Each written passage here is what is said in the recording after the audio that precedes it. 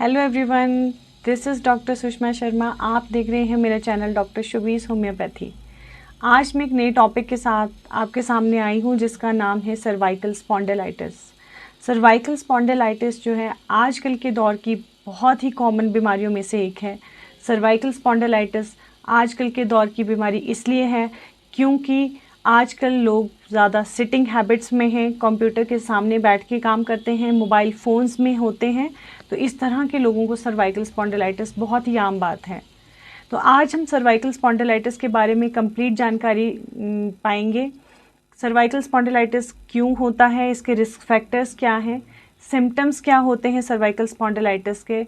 साथ ही बात करेंगे कुछ एक एक्सरसाइजेस की जो कि सर्वाइकल स्पॉन्डिलाइटिस में काफ़ी लाभदायक है। और अंत में हम बात करेंगे होम्योपैथिक मेडिसिन की। होम्योपैथिक मेडिसिन से सर्वाइकल स्पॉन्डिलाइटिस को किस तरह से मैनेज किया जा सकता है without any side effect.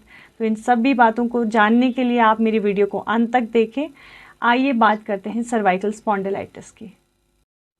Cervical spondylitis यूँ तो ओल्ड एज की बीमारी है, पर आजकल के दौर के काम को लेके जिस तरह का लोगों का हैबिटेट है, जिस तरह का लोगों का प्रोफेशनल जो वर्क है, उसकी वजह से सर्वाइकल स्पॉन्डिलाइटिस बहुत ही अर्ली एजेस में भी हो जाता है। सर्वाइकल स्पॉन्डिलाइटिस जो है जिसे हम नेक की स्टिफनेस और पेन, जिसे हम सब जानते हैं, इसमें नेक में स्टिफनेस होती है, पेन होती है, इसे हम नेक का ऑस्टियोआर्थराइटिस भी कहते हैं। हमारा जो बैकबोन है उसमें छोटी छोटी हड्डियां होती हैं जो आपस में जुड़ी होती हैं, जो बैकबोन बनाती हैं। बैकबोन में कुल मिला के 24 हड्डियां होती हैं जो आपस में जुड़ी होती हैं। उन हड्डियों के बीच में एक कुशन जैसी चीज़ होती है जिसे हम वर्टिब्रल डिस्क कहते हैं। तो इस वर्टिब्रल डिस्क में डीजनरेशन का होना, ऊजिंग आउट होना, बोन का जो है ओवरलैप करना, आपस में रगड़ खाना, या फिर बोन स्पर होना जिसकी वजह से आपकी जो स्पाइन है वो पिंच होती है, जिसकी वजह से ये चीज़ें स्टार्ट होती हैं। सर्वाइकल स्पॉन्डिलाइटिस का ट्रीटमेंट बहुत ही इंपॉर्टेंट है क्योंकि अगर आप इसका ट्रीटमेंट अच्छे से नहीं करते हैं, एक्सरसाइज नहीं करते हैं, इस तरह की चीज़ें अवॉइड नहीं करते हैं जो आपके सर्वाइकल को बढ़ाता है, तो आप लॉन्ग टर्म के बाद जो है वो आपकी नेक में बहुत ज़्यादा सीवियर प्रॉब्लम हो सकती है। आइए अभी बात करते हैं रिस्क फैक्टर की, किन लोगों को सर्वाइकल स्पॉन्डिलाइटिस हो जाए। सबसे पहला रिस्क फैक्टर है ओल्ड एज।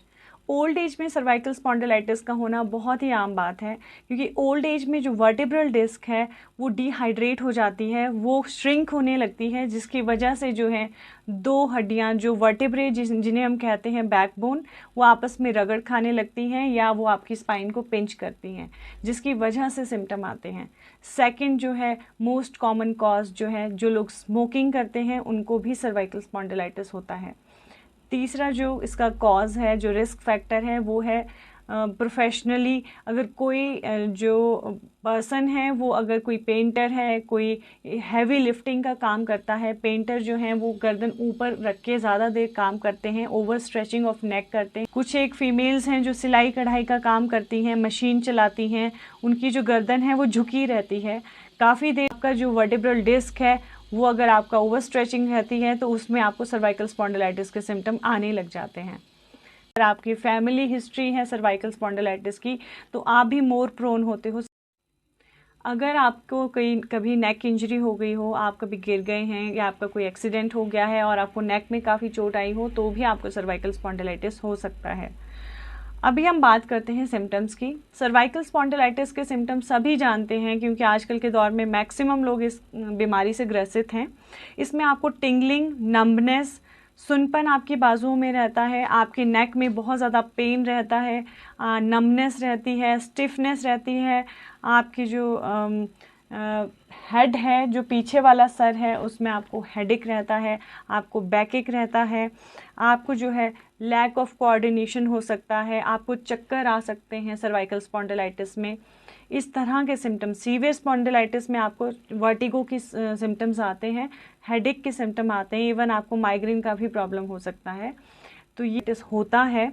सबसे पहला कारण तो मैंने बताया, ओल्ड एज में जो डीजनरेशन ऑफ डिस्क है, जो वर्टिब्रा हैं उनके बीच में एक आपकी वर्टिब्रल डिस्क होती है, एक कुशन का काम करती है, आपकी जो बैक है उसको किसी भी तरह मोड़ने में, सीधा खड़े होने में वो हेल्प करती है। अगर उस डिस्क में आपकी डीजनरेशन या डिहाइड्रेशन स्टार्ट हो गई है तो भी आपको सर्वाइकल स्पॉन्डिलाइटिस के सिम्टम्स स्टार्ट हो जाते हैं। Second, herniated disc. Herniated disc mostly उन लोगों में पाया जाता है जो कि हैवी लिफ्टर होते हैं। अगर बहुत ज़्यादा आप वेट उठाते हैं, बैड पॉस्चर में रहते हैं, तो आपकी जो वर्टिब्रल जो कॉलम है उसके बीच में से जो डिस्क है वो ऊज आउट हो जाती है, उसकी जो है वो हर्निया जिसे हम कहते हैं कि अपनी प्रॉपर पोजीशन से वो बाहर निकल आती है। और तीसरा जो कारण है बोन्स पर, आफ्टर डिस्ट्रॉइंग योर बोन, जब वो रीजनरेशन स्टार्ट होता है तो कई बार बोन्स आपस में जुड़ जाती हैं। वर्टिब्रल कॉलम की मैं खासकर बात करूं तो वो आपस में जुड़ जाती हैं, तो उनमें फ्रिक्शन भी हो सकती है या बोन्स पर भी बन सकता है। वो बोन्स पर आपकी जो वर्टिब्रल डिस्क है या आपकी जो स्पाइन है उसको पिंच कर सकती हैं, जिसकी वजह से आपको सीवियर सिम्टम आते हैं। जो वर्टिब्रल बोन है, वर्टिब्रल जो कॉलम्स हैं जिसे हम बैकबोन की हड्डियां भी कहते हैं, ये अगर आपस में जो है इस जो जुड़े हैं वो एक लिगामेंट से जुड़े रहते हैं। अगर इस लिगामेंट में कोई स्टिफनेस आ गई है, कोई प्रॉब्लम आ गई है, तो भी आप अपनी बैकबोन में सर्वाइकल स्पॉन्डिलाइटिस के सिम्टम पाते हैं। ये वजह से या बैड पॉस्चर की वजह से भी हो सकता है। सर्वाइकल स्पॉन्डिलाइटिस में होम्योपैथिक ट्रीटमेंट को बताने से पहले मैं आपको सर्वाइकल स्पॉन्डिलाइटिस के लिए जो इम्पॉर्टेंट ट्रीटमेंट है वो है, एक तो आपको एक्सरसाइज करना है सर्वाइकल स्पॉन्डिलाइटिस से बचने के लिए। सर्वाइकल स्पॉन्डिलाइटिस के लिए क्या क्या एक्सरसाइजेज ज़रूरी हैं वो मैं आपको एक अलग वीडियो में बताऊंगी। सर्वाइकल स्पॉन्डिलाइटिस में अगर आप एक्सरसाइज से मैनेज कर रहे हैं तो आपको ज़्यादा फ़ायदा मिलता है, इंस्टेड कि आप सिर्फ मेडिसिन पे हैं। इसमें आपको फिजियोथेरेपी बहुत हेल्प करती है। आपको हॉट कंप्रेशन, गरम, अगर आप कोई टॉवल, छोटा टॉवल है उसको आप गर्म पानी में डिप कीजिए, उससे आप उसको अपने कंप्रेशन दे सकते हैं। अगर आपको बहुत सीवियर पेन है, स्टिफनेस बहुत ज़्यादा है, तो वो आपको हेल्प करेगा।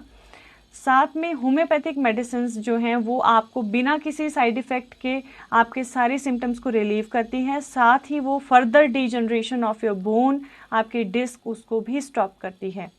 तो आइए बात करते हैं होम्योपैथिक मेडिसिन की। होम्योपैथी में हम कौन कौन सी मेडिसिन देते हैं सर्वाइकल स्पॉन्डिलाइटिस के सिम्टम्स को मैनेज करने के लिए। सबसे पहली और सबसे इम्पॉर्टेंट मेडिसिन है रस्टॉक्स। रस्टॉक्स जो है ये उन लोगों को ज़्यादा फ़ायदेमंद होती है ये दवाई जो लोग कंप्यूटर के सामने काफ़ी लंबे समय तक काम करते हैं या हैवी लिफ्टिंग करते हैं। इसमें जो है पेशेंट को वार्म एप्लीकेशन से अच्छा लगता है, उसको रिलीफ मिलता है, नेक मसाज से रिलीफ मिलता है, तो रस्टॉक्स आप ऐसे में उनको दे सकते हैं। ये मोस्टली 30 पोटेंसी में यूज़ किया जाता है। सेकंड जो मेडिसिन है वो है ब्रायनिया अल्बा। ब्रायनिया अल्बा में भी जो आपकी जो नेक मूवमेंट है बहुत रिस्ट्रिक्ट हो जाती है, स्टिफनेस रहती है। इसमें हल्के से भी मूवमेंट से आपको नेक में बहुत ज़्यादा सीवियर पेन स्टार्ट हो जाता है। तीसरी जो मेडिसिन है वो है ग्वायकम ऑफिसिनालिस। ग्वायकम ऑफिसिनालिस में पेन, नेक में पेन होता है, बैक ऑफ द हेड में इसमें पेन जाता है, इसमें रेडिएटिंग पेन रहता है, बैक ऑफ द हेड में आप पेन होता है, शोल्डर्स में पेन होता है, और ये जो पेन है एंटायर नेक में और एंटायर अपर बैक में ये जो है ये रेडिएट करता है। इसमें जो है इसमें भी आपकी जो पेन है वो हल्की सी मूवमेंट से बढ़ जाती है, इसमें नेक में स्टिफनेस रहती है। नेक्स्ट जो मेडिसिन है वो है पेरिस क्वाड्रिफोलिया। पेरिस क्वाड्रिफोलिया में नेक पेन होता है, नमनेस ऑफ आर्म्स है, हैंड्स हैं और फिंगर्स। इसकी जो नमनेस है वो आपकी फिंगर्स तक जाती है, उसमें टिंगलिंग रहती है, पेन रहती है जो रेडिएट करती है आपकी फिंगर्स तक। तो इसमें पेन हल्के से एक्सर्शन से, आपने थोड़ा सा कुछ काम किया, आपने थोड़ा सा कुछ चला, कुछ ट्रैवल किया, उसमें अगर आपकी पेन बहुत ज़्यादा बढ़ जा रही है तो आप पेरिस क्वाड्रिफोलिया 30 पोटेंसी में हम ये मेडिसिन उसमें दे सकते हैं। नेक्स्ट जो मेडिसिन है वो है कालमिया लैटिफोलिया।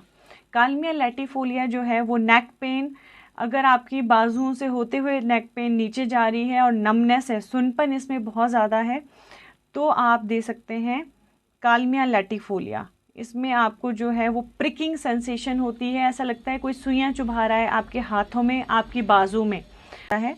नेक्स्ट जो मेडिसिन है वो है लेक्नेंथस।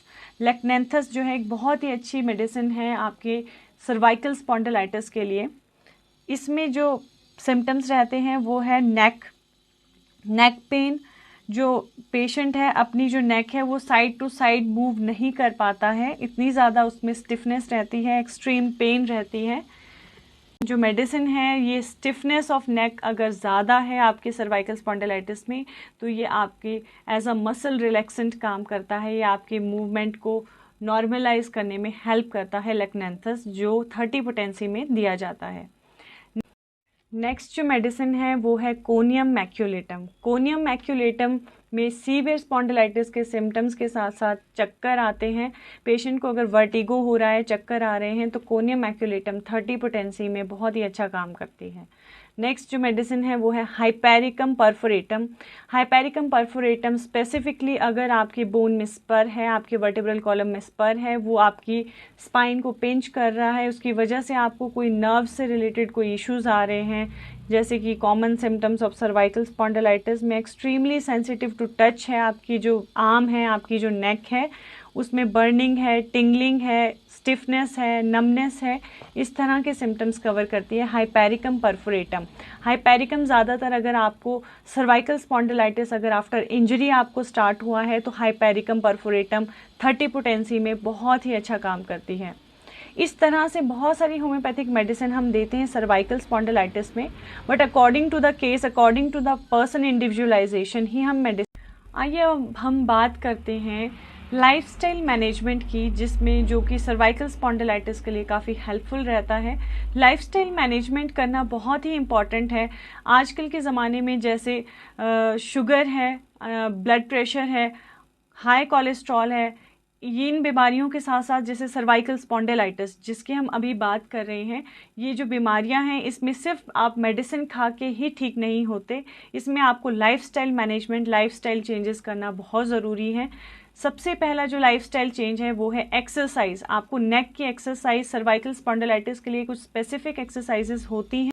तीसरा जो है आप अपना करेक्ट पॉस्चर मेंटेन करें, आपका जो पॉस्चर है, सिटिंग पॉस्चर, वो करेक्ट होना चाहिए, स्टैंडिंग पॉस्चर जो है करेक्ट होना चाहिए। बहुत सारे जो लोग सर्वाइकल स्पॉन्डिलाइटिस से ग्रसित होते हैं उनके जो शोल्डर हैं वो झुके हुए होते हैं आगे की तरफ, तो आपको शोल्डर को सही करने की ज़रूरत है। आप जो सर्वाइकल स्पॉन्डिलाइटिस के पेशेंट हैं उनको एक तो बैड पॉस्चर में बैठ के टीवी या जैसे बेड पे आप बैठे हैं हाफ लिफ्ट नेक में आप टीवी देख रहे हैं, वो आपको अवॉइड करना चाहिए। आप अगर सोते समय बहुत बड़ा पिल्लो, 2-3 पिल्लो लेके आप सो रहे हैं, सर्वाइकल स्पॉन्डिलाइटिस में मैं बता देना चाहती हूँ कि बिना पिल्लो के आप सोएं, नेक को आप सीधा रखें, या सर्वाइकल के अलग, सर्वाइकल स्पॉन्डिलाइटिस के पेशेंट के लिए अलग से पिल्लो आते हैं वो आप ले सकते हैं, अदरवाइज़ बिल्कुल ही पतला पिल्लो आप लें। उससे चैनल को लाइक और सब्सक्राइब करें, इस इन्फॉर्मेशन को आगे ज़रूर शेयर करें, दूसरों की मदद करने में हेल्प करें। Stay healthy.